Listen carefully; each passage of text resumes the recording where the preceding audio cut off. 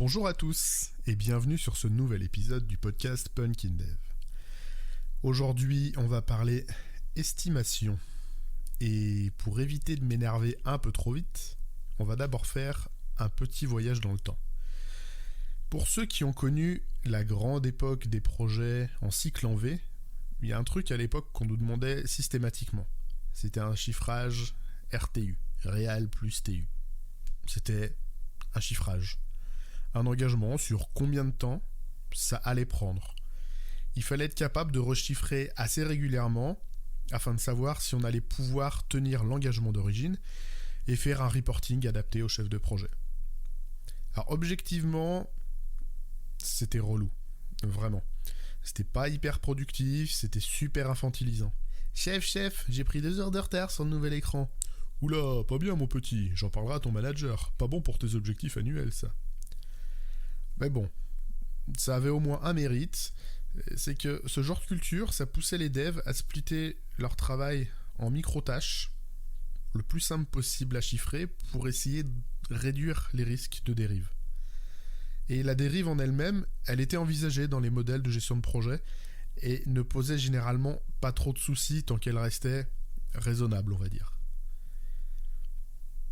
Bref, ce modèle, tout en étant discutable, disposait à mon sens au moins d'une vertu, c'est celle de l'honnêteté. Elle vendait pas quelque chose qu'elle n'était pas. Pour les estimations utilisées dans la culture Scrum, cette honnêteté a disparu rien qu'au niveau de la terminologie. Le mot estimation porte, en son sens natif, une forte part d'incertitude. J'estime qu'il me faudra 4 heures de route pour rejoindre mon lieu de vacances. Quand je prononce cette phrase, j'ignore complètement si je vais rencontrer des bouchons, avoir un accident, ou devoir faire plus de pauses parce que la route est difficile et que j'ai besoin de m'arrêter pour garder ma concentration. À quel moment dans la vie quotidienne, quand j'annonce une telle estimation, on s'attend à ce qu'elle se réalise à la minute près? Si je tombe juste, c'est simplement que j'ai eu du flair peut-être, et surtout de la chance que tout se passe sans accroc. Si je tombe à côté, c'est juste la preuve que l'imprévu peut arriver là où on ne l'attend pas. Maintenant, reposons la question. Pourquoi, avec Scrum et tous ses aficionados, une estimation revêt quasi systématiquement un caractère engageant?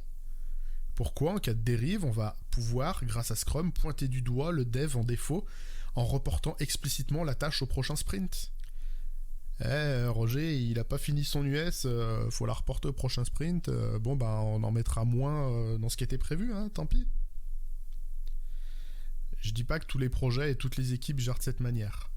Mais à quoi bon se prétendre agile si c'est pour être perdu ou à se point gêné dès qu'une tâche ne prend pas le temps prévu à l'origine? Et si elle était si importante que ça, cette tâche, elle aurait peut-être dû être priorisée autrement, ou confiée à des profils plus capés. On a changé de mode de gestion de projet, mais on gère maintenant moins bien les problématiques liées au chiffrage ou aux estimations, selon comment on les appelle. Ça me rappelle la conf d'Arnaud Lemaire, si on redémarrait l'agile. Je l'avais déjà évoqué dans un ancien épisode. Mais rien qu'en regardant la gestion des délais, en quoi l'agilité et l'avènement de Scrum ont-ils pu améliorer la vie des devs? Bon allez, ok, business is business, les devs on s'en fout. Alors, autre question, est-ce qu'on livre mieux qu'avant? Avec moins de retard? Plus de qualité? Je crois que ça se saurait si le monde du logiciel avait été à ce point bouleversé depuis que tout le monde est passé à Scrum. En plus, tout le monde sait très bien qu'avec Scrum, on ne chiffre pas en jours, mais en points d'effort. Les points d'effort. Je parlais de manque d'honnêteté. Là, on sombre dans l'hypocrisie la plus crasse du monde. Avec les points d'effort, le management, ou le Scrum Master, va s'empresser de transformer ça en jour homme. Ça, c'est une métrique mesurable, le jour homme. Pourtant, les points d'effort, ça partait vraiment d'un bon sentiment. S'affranchir justement de cette pression du temps pour mesurer la complexité et éventuellement le volume de chaque US. Et laisser l'équipe se débrouiller avec cette information pour réussir à la délivrer au mieux. Mais en réalité, ça part souvent dans une toute autre direction. Est-ce que vous connaissez Frédéric Leguédois? Moi, je l'ai découvert au Mixit il y a quelques années. Il est aussi passé à l'occasion chez Benoît Gantôme dans des épisodes d'Artisan Développeur. Si vous ne le connaissez pas, je vous le conseille vraiment. Sa conf au Mixit s'appelait « Cessons les estimations ». Alors au-delà du show particulièrement drôle et plaisant à aller voir, certaines formulations sont mémorables, elles m'ont bien marqué. Je peux même vous dire qu'on est plus sur des catchphrases, limite scud parfois. Par exemple, le retard, c'est la différence entre le rêve et la réalité.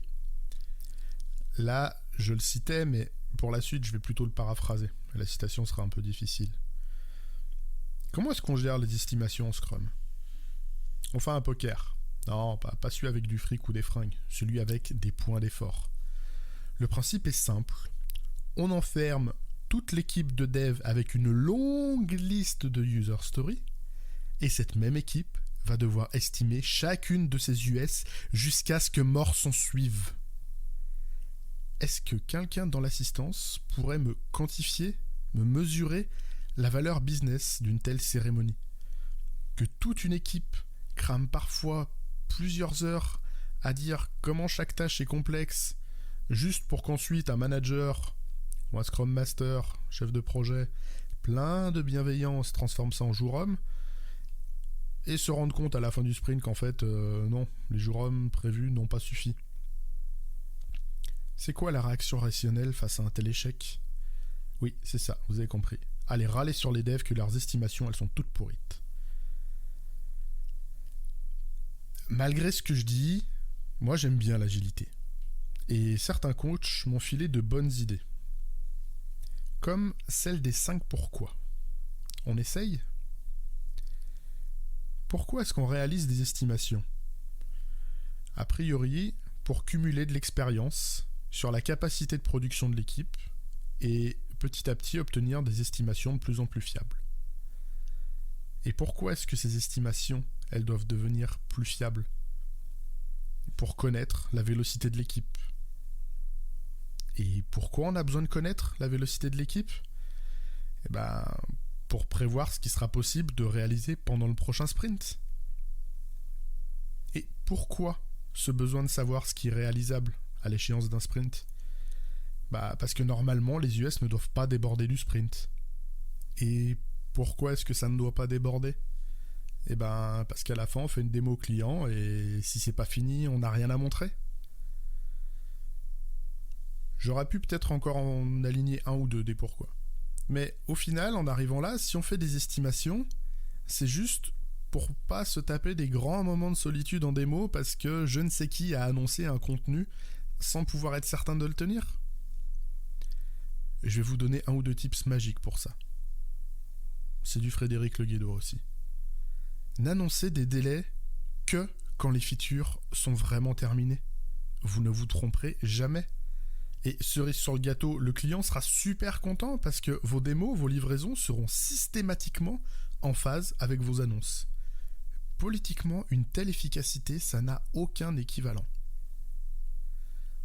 Un autre tip, ce que je peux vous proposer pour éviter ce genre de problème, arrêtez Scrum, faites, du Kanban, arrêtez les sprints. Avec Kanban, vous allez prioriser les tâches uniquement sur la base d'une valeur métier, pas d'une éventuelle compatibilité avec un planning. Et si un changement de priorité survient, pas besoin d'attendre le prochain planning du prochain sprint pour l'inclure. Vous êtes réactif tout de suite. Et dès qu'une feature est prête, vous devez même solliciter votre client ou vos sachants métiers pour faire une démo et confronter vos devs avec leur réalité à eux. Alors si en plus vous êtes capable de livrer en continu, mais ça c'est un autre débat. Enfin bref, vous m'avez compris, les estimations ne présentent pour moi que très très peu d'intérêt. Et si on vous force à en faire, je vous propose aussi d'opter plus pour les pistes de ski. Estimer la complexité d'une US en piste de ski, ça me paraît être un bien meilleur indicateur permettant d'affecter au mieux les tâches. Pour rappel, la piste de ski, on a vert, bleu, rouge, noir. On va pas donner une tâche qui est flaguée piste noire au dev qui vient d'arriver sur le projet, qui manque de connaissances métiers et qui maîtrise pas super bien le code. On sait aussi qu'une piste noire, c'est très pentu. Il y a des bosses, pas forcément de visibilité, on sait pas trop où on va. Et puis, la couleur d'une piste, elle ne dit rien de sa longueur. Elle part juste de sa complexité. À partir de là, votre super manager, il va avoir du mal à transformer ça en jour homme. Et rien que pour ça, je pense que ça vaut le coup. Alors, pour un sujet sur un thème qui fâche, je trouve que je me suis moins fâché que prévu. J'assume quand même la part de troll inhérente à ce type d'épisode. J'aurais aimé aborder plus en détail pourquoi Kanban est un outil qui me plaît plus que Scrum. J'aurais aussi voulu parler du problème de la taille, de la longueur des sprints, en lien avec les estimations, pour éventuellement aller parler jusqu'au sprint de 1 jour. J'en arrive donc à la conclusion que vous aurez à supporter d'autres épisodes sur ces thèmes. Et oui, il fallait pas m'inviter. Il me reste donc à vous souhaiter une excellente semaine. À mardi prochain pour un nouvel épisode. Et d'ici là, geekez bien, codez bien.